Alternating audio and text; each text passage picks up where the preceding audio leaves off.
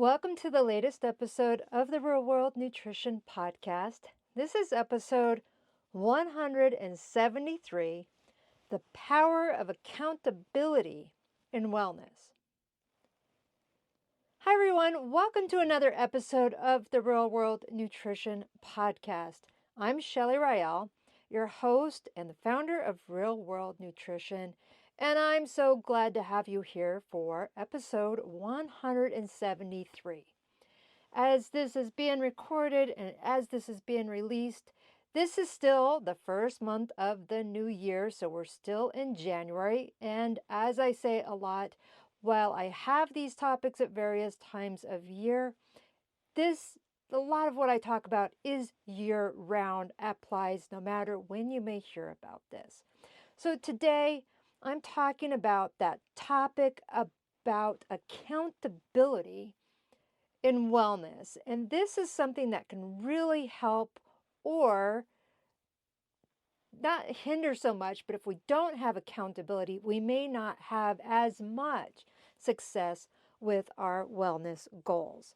So, of course, I'm going to go into more detail here, but let me just say, whether you're talking about improving your nutrition, staying consistent with exercise, or simply maintaining a healthier lifestyle, however you want to define that, that could be getting a certain amount of steps, that could be quitting smoking or minimizing things, as well as doing things, adding things to your day-to-day habits. Accountability plays a powerful role. But I want to clarify, what does accountability mean and how you can find the best approach for you. So I'm going to address many aspects of that in today's episode. And by the end of this, I hope you will have at least some actionable ideas to help you stay on track with your goals and find a system of accountability that fits your needs. So first, let's talk about what is accountability. Accountability is the practice of taking responsibility for your own actions, but in this context, it means creating a system to ensure that you follow through on your goals, in this case, wellness goals. But it could be a savings goal. I'm just sticking to wellness goal. It could be any type of goal. And it's about having someone or something check in on you to keep you honest and help you stay consistent. And why is this so important? Because let's face it, we all have days when motivation drops, life gets in the way, but accountability can help us stay grounded and bridge that gap between our intentions, because we can have the best of intentions, and those actions. So we can intend to go to the gym 3 times this week, but whether we actually do that is different. And I want to emphasize, this is not about shame or guilt. It's about support and encouragement. So if you have a type of accountability that I'm going to talk about here in a minute, different types, if you have an accountability method that contributes to shame or contributes to guilt, that's not helpful. You want to have an accountability, a type of accountability that is supportive and encouraging. And that reminds us we're not alone, and it provides that extra nudge to stay on track when things get tough. So, different types of accountability. There's so many different types. There's pros and cons, and depending on our style, our personality, our best practices from past experiences, we may have some that work for us and some that don't. So first off, what a lot of people tend to think of when we talk about accountability is an accountability buddy.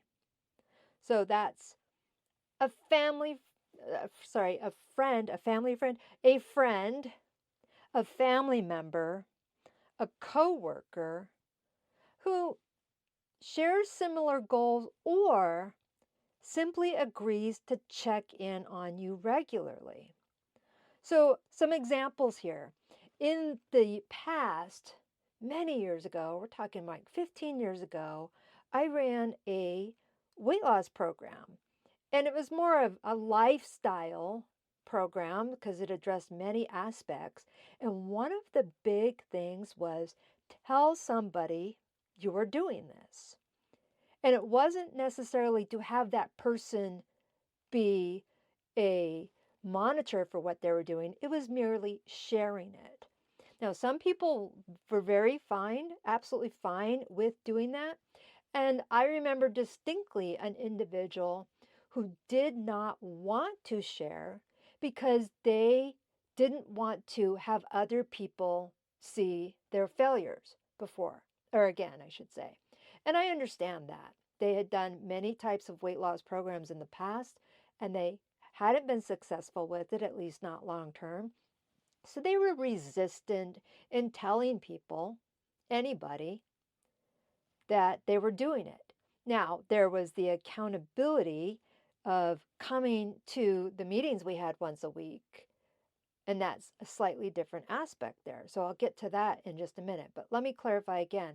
Accountability buddy is that single person, or maybe a couple of people, that friend, family member, again, somebody who shares or agrees to check in on with you regularly. So the pros of this is personalized support. So if you're telling a friend that you're doing something and they're like, how's it going? How's it going? That's really, a little bit more personal. And it can be encouraging from someone who understands you. And it can make the process more fun in the sense of that accountability buddy. If you want to start running and you're going to meet somebody every Saturday morning to go running together, hopefully that's fun.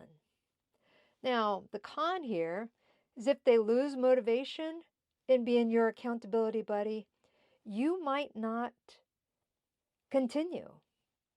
And they may not always be reliable.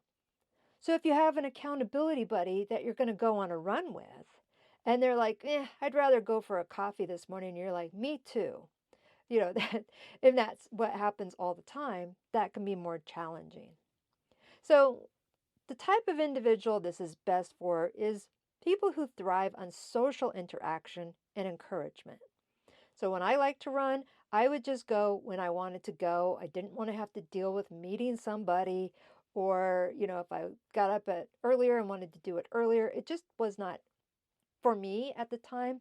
But there's other times where I had some goals of when I was running, I was going to do a certain amount of miles or minutes per month for myself, but I shared with a coworker, this is what I'm going to do.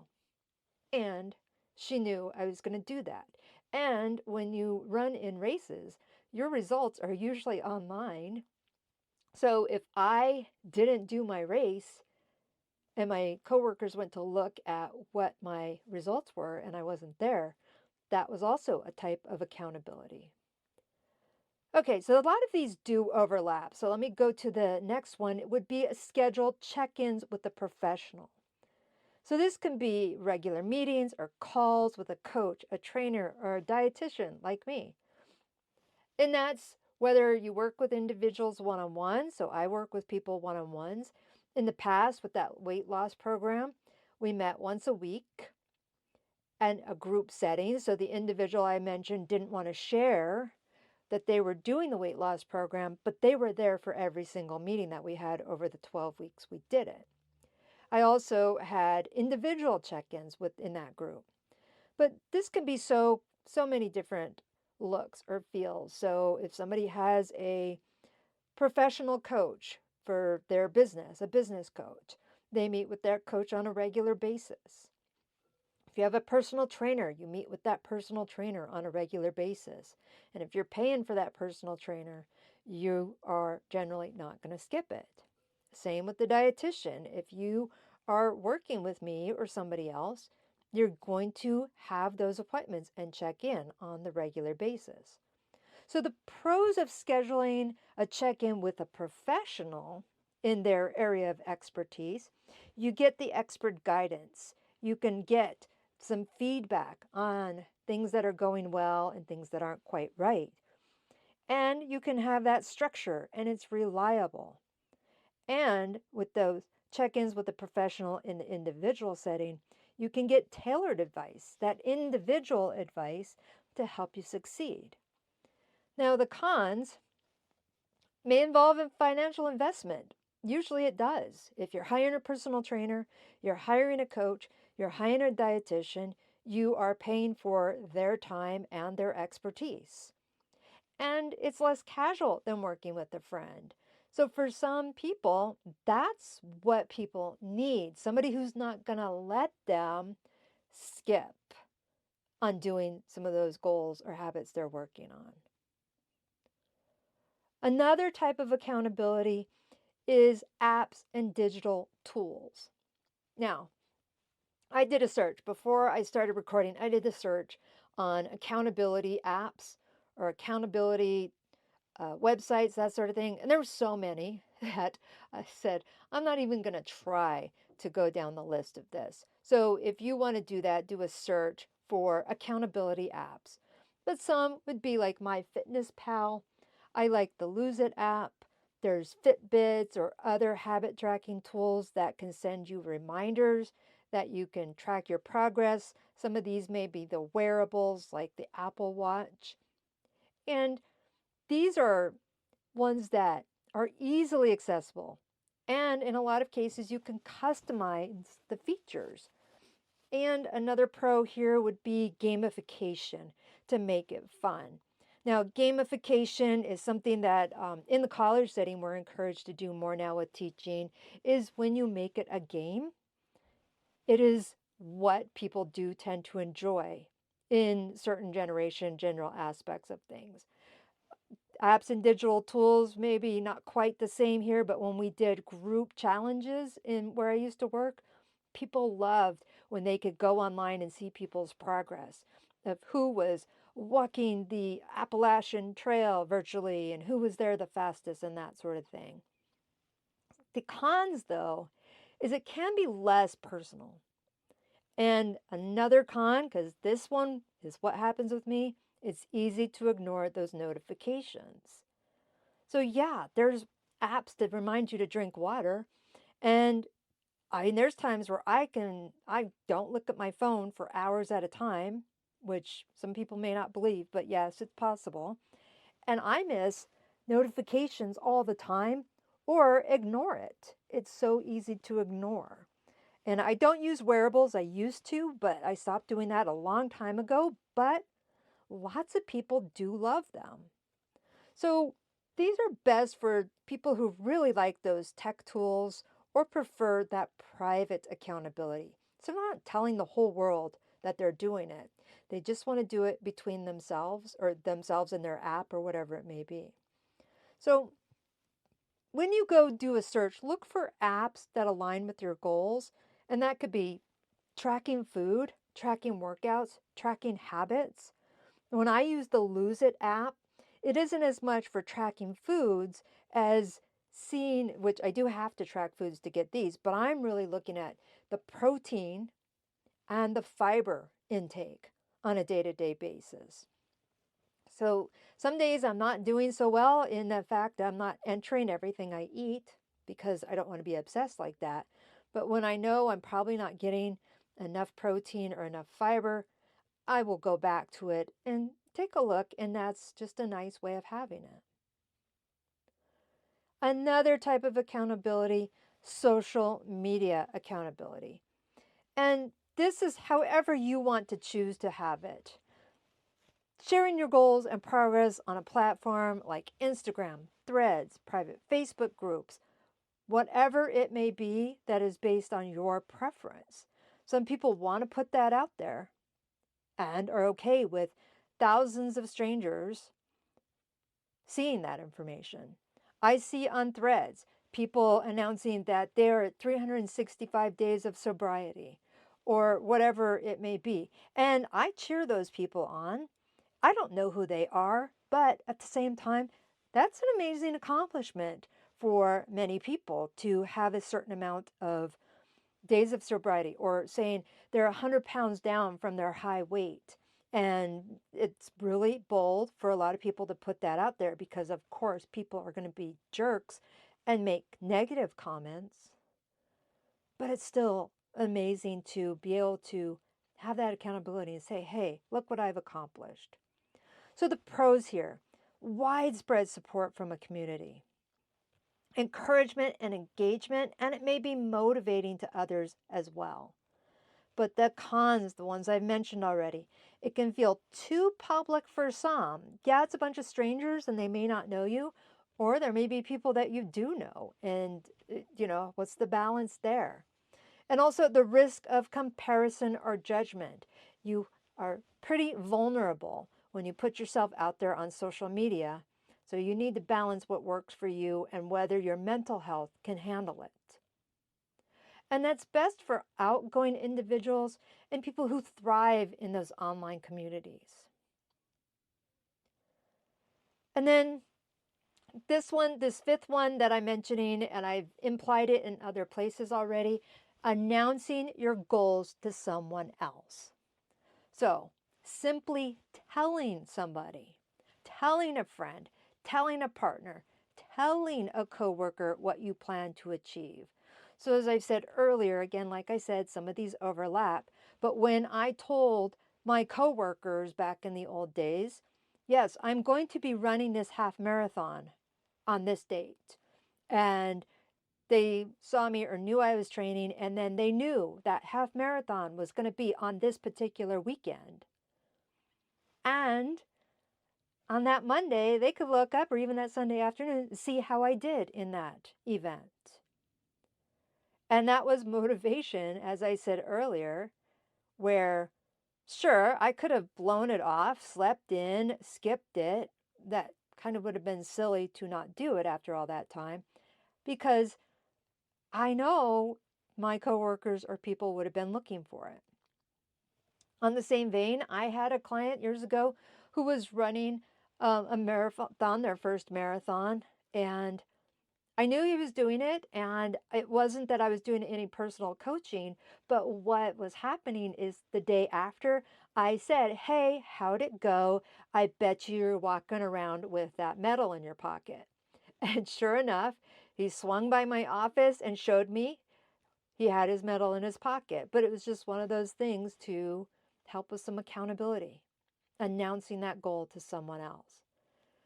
So announcing that goal to someone else is simple and effective, and really not a need for ongoing commitments.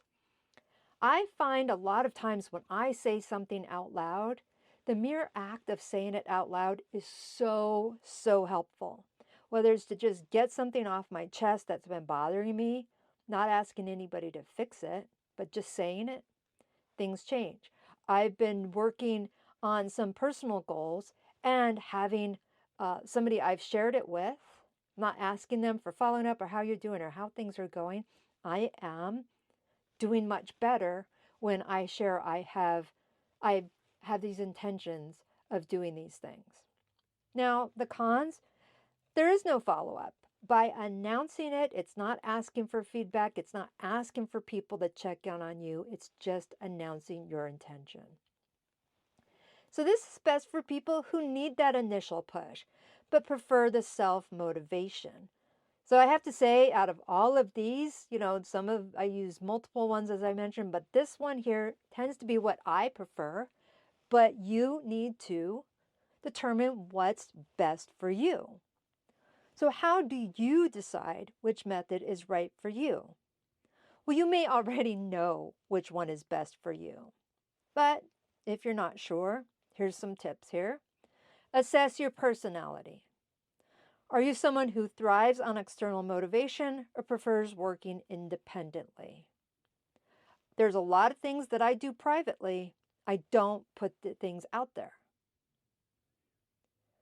So, again, what is your thing? Are you a person who loves to share things? That's just differences of personalities. What do you thrive on? Next up, what are your goals? Is your goal short term, like a fitness challenge, Or is it more long-term, like improving overall health? So in programs I've done in the past, 8, 10, 12 weeks, as in programs I've run, those are more short-term, and people that I worked with in the environment in which I worked, they loved the group mentality of kind of competing against each other. But here, number 3 here in finding what's best for you, experiment. You might need to try a few methods before finding what works best for you. Sometimes an app may work for some types of goals. Sometimes having a professional check-in accountability person. What works best? And also stay flexible. Your needs might change over time. Your needs may change depending on the goal. So be open to switching things up. And if you've talked to somebody, told somebody you're doing something, and they are asking how are things going, they may be judging, but 99%, maybe not 99% of the time, but most often they're just asking how things are going, not doing anything to make you feel bad if you're not having forward progress. So again, what is going to help you with having some accountability that aligns with your lifestyle, keeps you motivated, and helps you stay consistent? What works for you? So, with that, that is mostly it for today's episode of Real World Nutrition.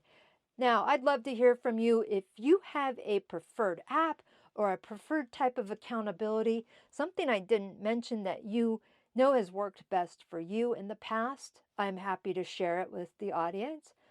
And of course, if you're looking for personalized nutrition support in your wellness journey, you can have accountability in any of these forms.